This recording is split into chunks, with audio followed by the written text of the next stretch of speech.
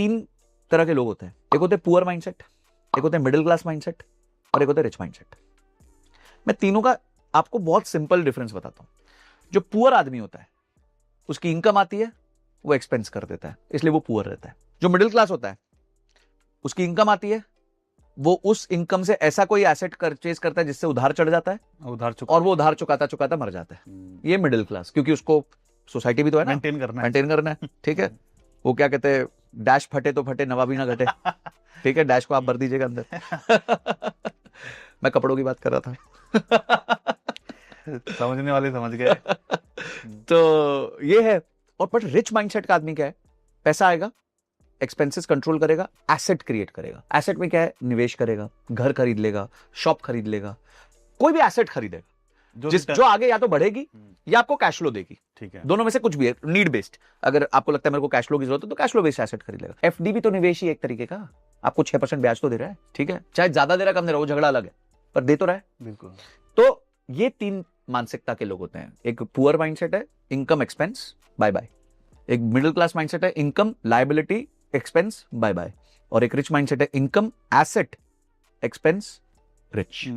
एक और पैटर्न मैंने देखा हुआ है, जैसे कोई गरीबी रेखा से थोड़ा सा ऊपर आता है, जैसे थोड़े पैसे आते हैं, तो उसका सबसे पहला जो प्रायोरिटी रहता है खर्च करने का रहता है। कि जैसे थोड़ा सा पैसा है तो मैं अपने गोल्स जल्दी पूरा करूं। गोल्स मतलब कि जो मेरे शौक है, जैसे गाड़ी का हो गया, महंगे जूतों का हो गया, आईफोन का हो गया, उस पे जल्दी खर्चा करता है। और जैसे आपने जो रिच माइंडसेट वाली जो बात बताई कि वो पहले एसेट्स पे खर्चा करेगा, पहले एसेट्स बनाएगा, फिर उसके बाद जाके इन सब चीजों को लेगा। बिल्कुल बिल्कुल। कुछ लोग है ना, कुछ लोग, मेरे एक फ्रेंड है, वो क्या कहता है, बोलता है मेरी जो भी लग्जरी आएगी वो पैसिव इनकम से आएगी। वो बहुत अच्छा रूल है। मतलब मेरी पैसिव इनकम है, पैसिव चाहे कुछ भी होगी, एफडी का भी ब्याज हो सकता है, म्यूचुअल फंड का या फिर स्टॉक का डिविडेंड हो सकता है, कोई भी रिटर्न, घर का रेंट हो सकता है, कुछ भी होगा। पर बोलता है लग्जरी पैसिव इनकम से आएगी। अब उसकी वजह से उसको एसेट बनाना पड़ता है, क्योंकि पैसिव इनकम आएगी कहां से, एसेट से तो आएगी। बिल्कुल बिल्कुल। या फिर अपनी इनकम को बढ़ाना पड़ता है। तो आप है ना रूल्स ऐसे लगाओ जो आपको प्रोत्साहित करे कि आप ज्यादा कमाइए। ये कैसे हो गया कि यार जैसे कुछ आएगा तो हम कुछ उधार से ले लेंगे, तो कोई मतलब नहीं हुआ ना, फिर तो कोई जीवन ही नहीं हुआ। फिर तो आप वो हैंड टू माउथ ही चलते रहोगे, फिर वो जीवन भर परेशान रहेंगे। और आप एक ऐसी गलती करते हो, आप 3 साल पीछे हो जाते हो, फिर 3 साल स्ट्रगल करोगे, फिर 3 साल बाद कहीं पहुंचोगे तो फिर से एक ऐसी गलती कर लोगे, फिर से एक ऐसी गलती कब तक करोगे यार ये काम। फिर ना क्या होता है, 40-45 पे आके ना फ्रस्ट्रेशन होती है।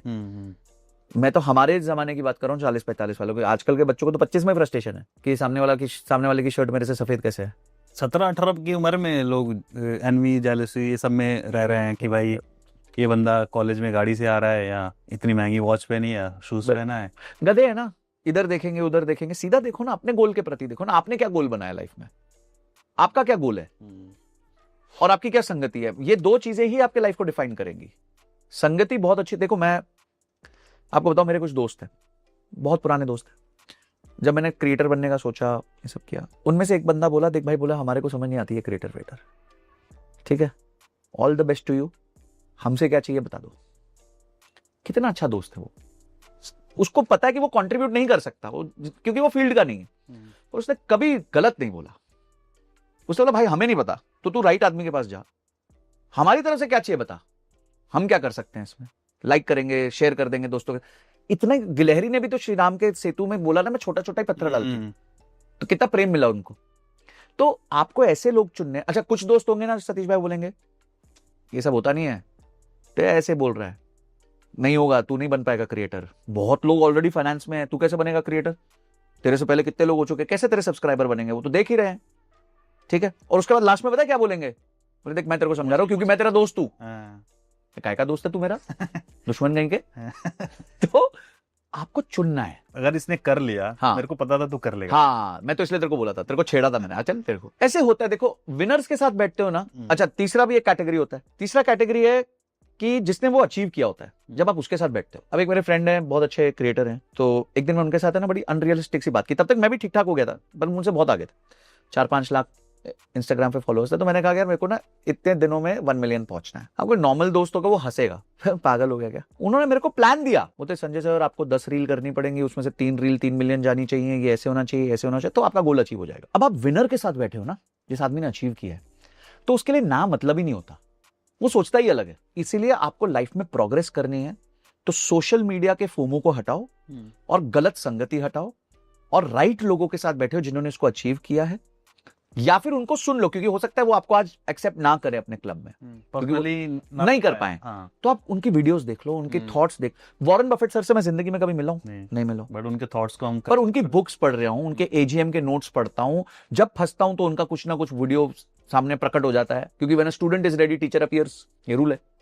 तो कोई ना कोई वीडियो आ जाती है, कुछ बात होता है, हाँ यार ये बात तो सही कर रहे हैं, अपन ये गलती कर रहे हैं। तो इस टीचर का मतलब ये नहीं होता कि आप उनके बिल्कुल शरण में हो। एकलव्य ने भी गुरु द्रोण से कैसे सीखा था, ऐसे तो सीखा था। सो संगति ठीक करिए, एक्टिव इनकम पे पागल जैसा फोकस रखिए इनिशियल पार्ट ऑफ लाइफ में। इन्वेस्टमेंट्स को हैबिट की तरह डेवलप कीजिए, और लाइफ के रूल्स बनाइए कि खर्चा आप किन रूल्स के बेसिस पे करेंगे। रैंडम खर्चे हम नहीं करेंगे।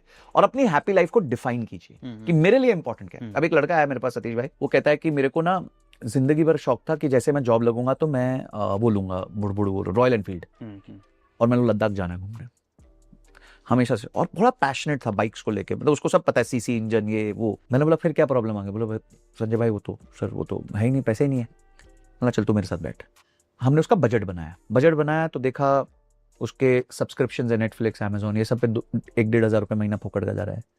उसने 2 इंटरनेट कनेक्शन रखे हैं तो वहाँ पे 700-800 रुपये एक्स्ट्रा जा रहा है। एक फ़ोन कनेक्शन एक्स्ट्रा रखा है, वहाँ पे 700-800 एक्स्ट्रा जा रहा है।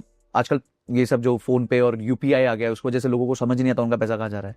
तो 20-20 हज़ार, 15-15 हज़ार रुपये वो पेमेंट हो रही है। स्विगी जोमेटो पे पैसा जा रहा है। तो हमने उसमें से कम किया तो 10,000 रुपये बच गए महीने के। मतलब तेरी किस्त बन जाएगी 10,000 से? हाँ बन जाएगी। तो उसकी खुशी उसी के खर्चों में छुपी हुई थी। हमने सिर्फ थोड़ा सा कचरा साइड किया, उसको बोला कि भाई ये चीज़ों पे कॉम्प्रोमाइज़ करो, और देयर वी आर, हमारा काम हो गया, उसका भी काम हो गया। तो आपके पास सब कुछ है, सारे संसाधन आप ही के पास पड़े हैं, आपको बस उनको डीक्लटर करना है। इसलिए अपने आप के साथ बैठना सीखो, साइड करो, ये सब चीज़ें अपने आप से बात करो, और ये जो मैंने प्रोसेस बताया उसको फॉलो कर लो।